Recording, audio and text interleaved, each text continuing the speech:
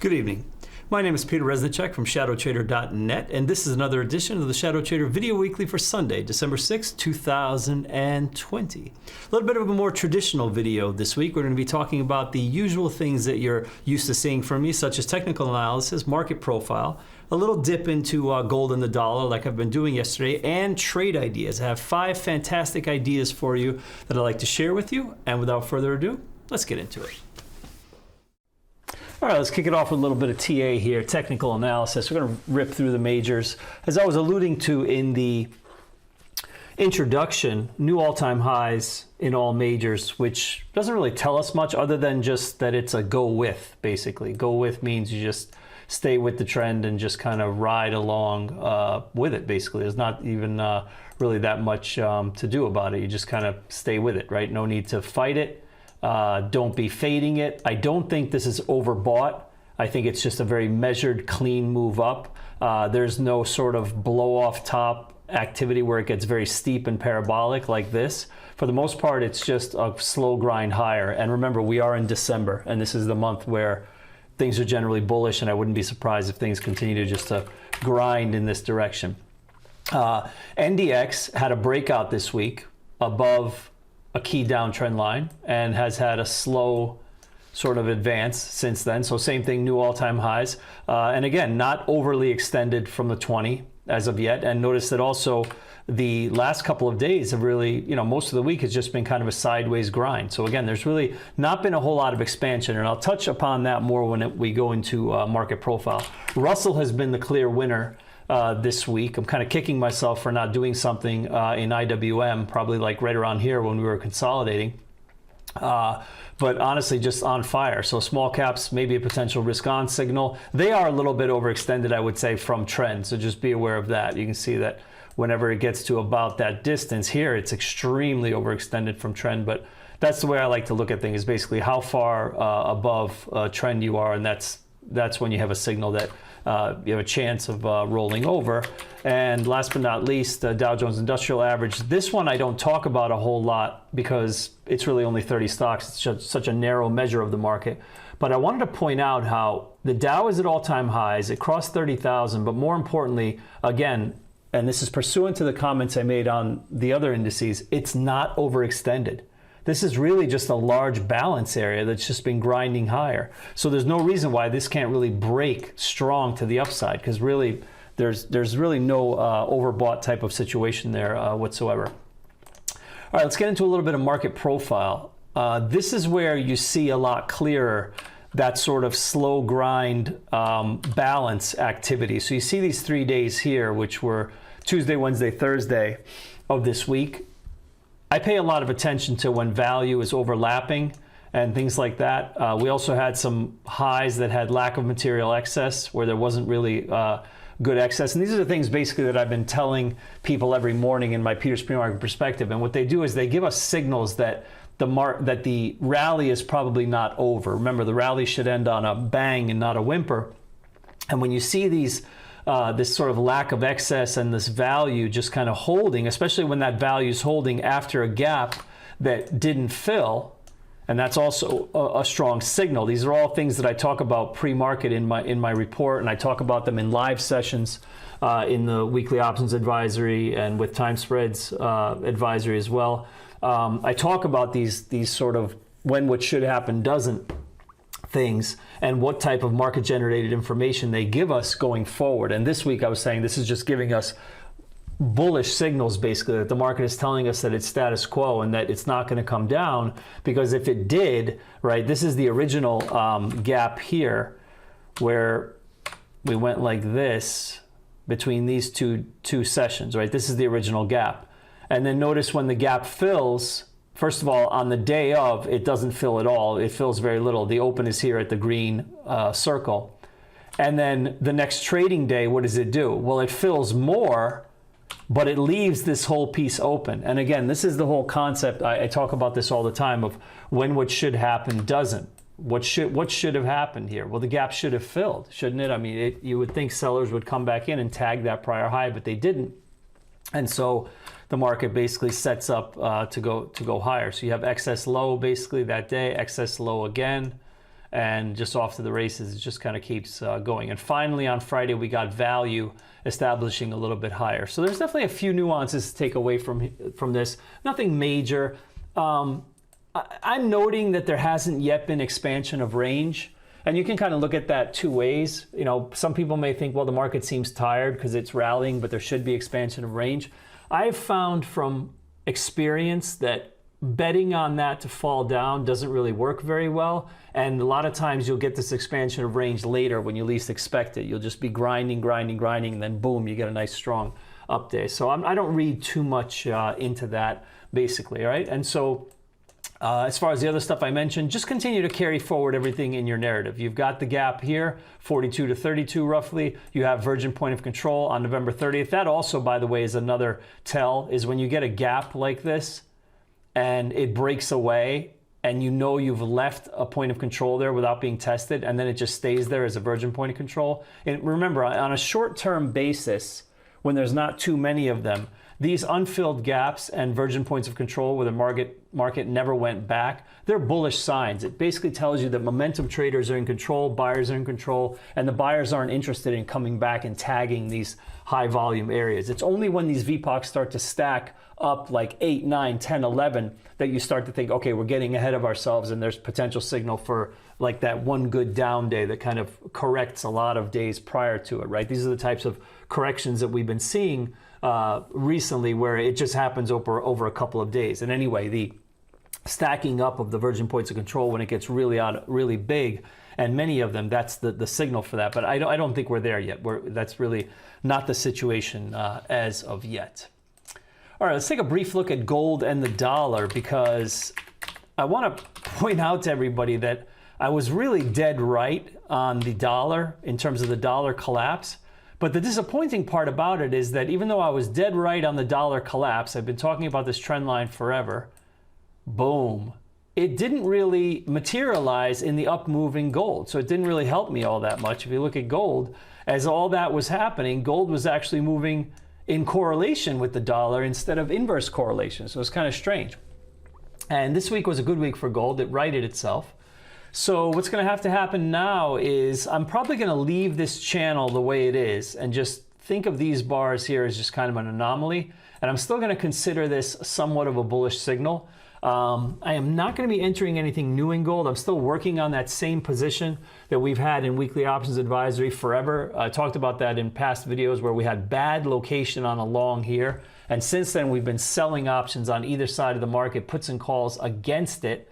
The long calls have since gone out worthless, but we've gotten back most of the debit and we're under $1 now. So we really only have to collect like another 90 cents in credit for this to finally break even. But as far as entering new trades with long delta in gold, I am a little bit spooked, to be honest with you.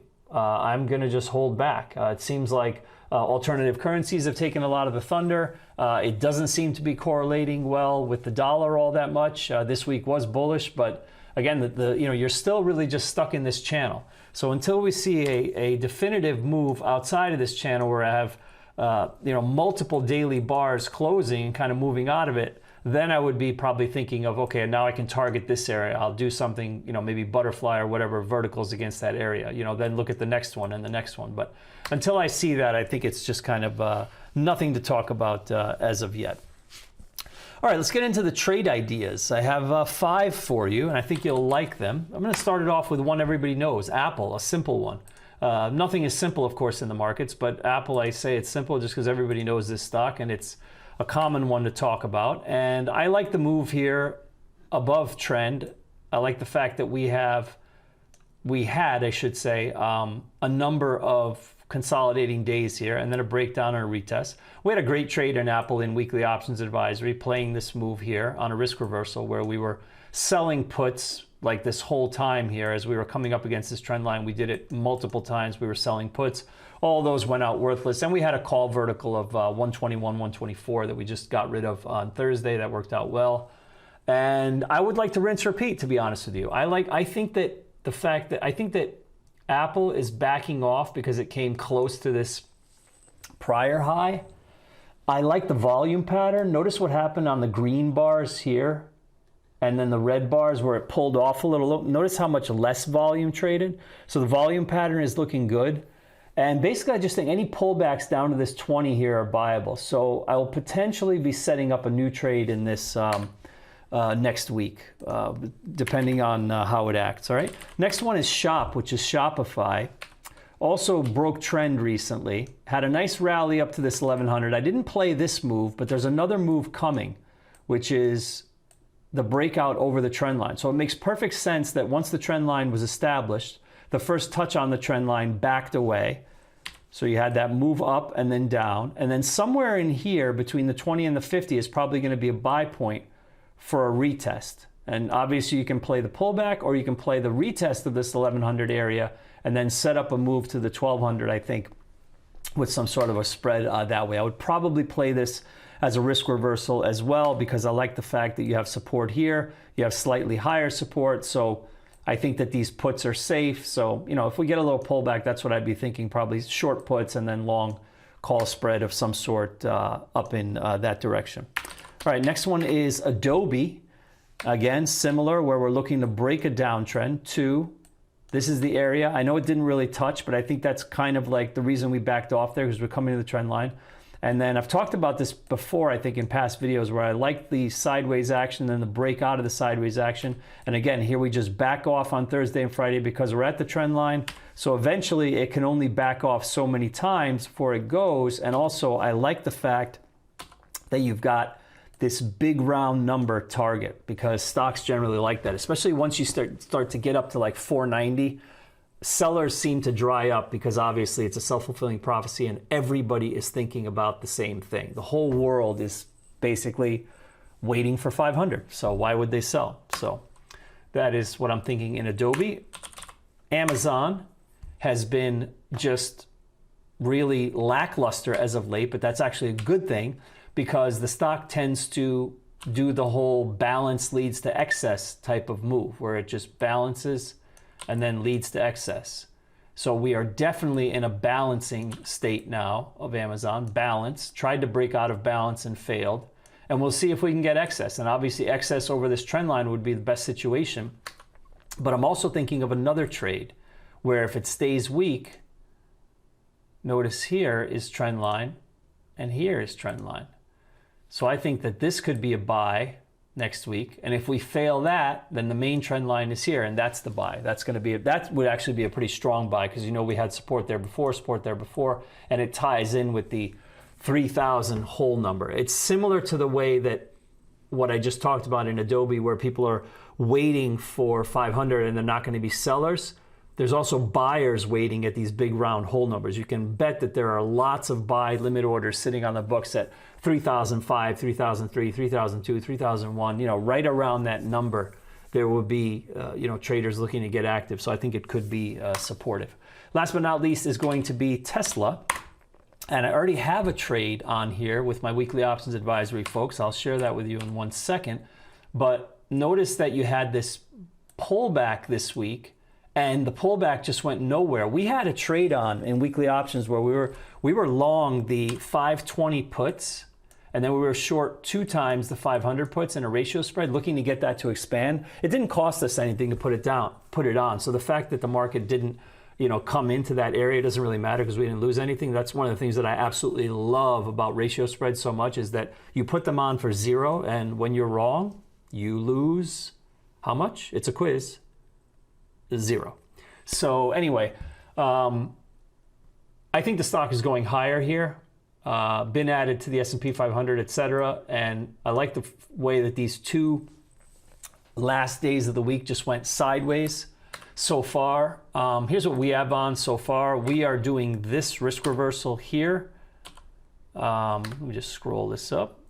This was a great week, by the way, in weekly options advisory. We had like 9 trades, I think, open coming into Friday, and we closed pretty much everything at gains.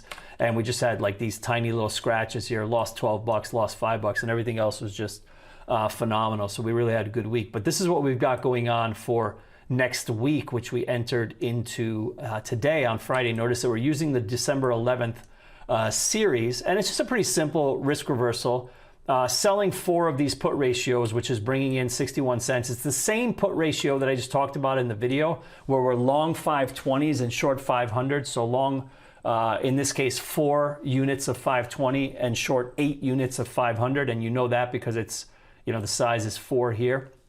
And that brings in credit, and that credit finances the debit of what we're buying here, which is nothing more than a simple call vertical, which again, same series.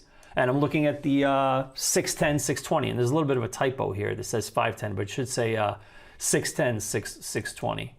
And I'll just fix that right now.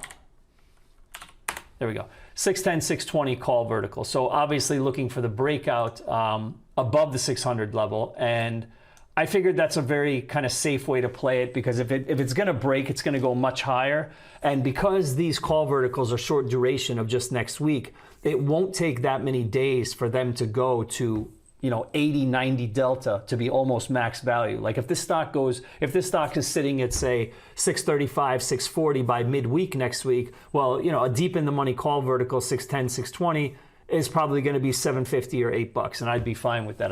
I've mentioned this many times in the past that I'm not the type of options trader who looks for max value. I like to turn $1 into 6, or even better, ratio spread, or some brokering butterfly that costs me 37 cents, and I turn that into $2.20 or $1.80 or even 90 cents, whatever, you know, whatever, even a double at 70 cents or whatever. This is how I think that options work. It's not a binary event for me of all or nothing. So anyway, that's our trade in Tesla for next week. So let's see how that works out. And as far as the other 4 that I talked about, Apple, Shop, Adobe, Amazon, those things are all on my radar as potential trades that I may be setting up both in my own account and with my weekly options advisory subscribers.